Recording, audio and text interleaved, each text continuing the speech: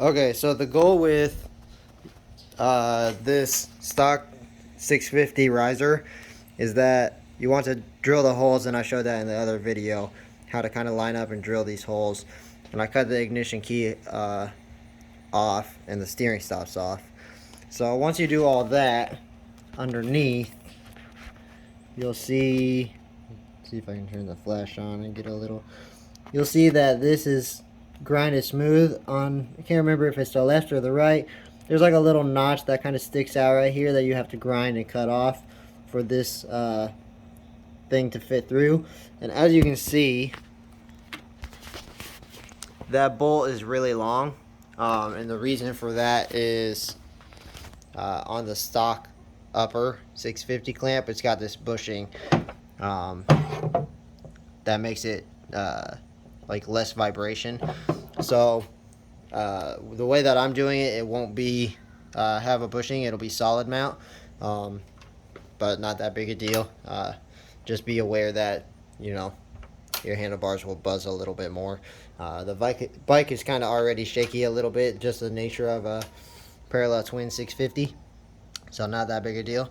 So what I did was I got some of these collars. They're usually threaded. Got them from Home Depot. They're like $1 or $2 a piece, and got 2 of them, and then cut them to the right length to fit on that long bolt up in there. So this is what I was saying about, you have to grind and cut a bunch of stuff off the bottom of the ZX6R upper underneath, so that this will actually slide all the way down. You want this to bottom out as much as possible.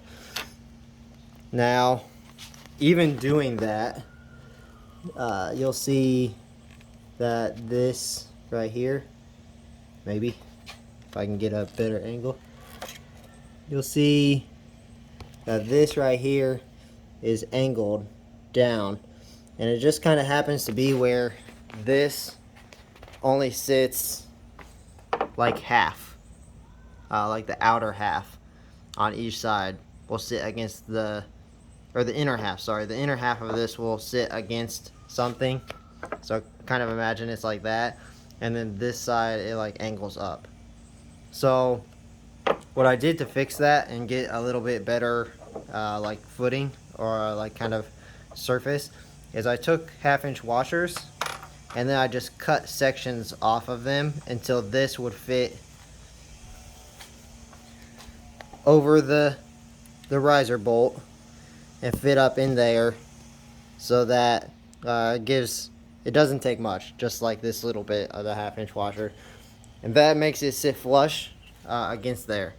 So basically you'll have this cut washer, it'll go up, slide up on there, and then this, if you're like that, and then I have this other second washer just kind of as a spacer for threads, so that I can get like a good bite with this lock nut.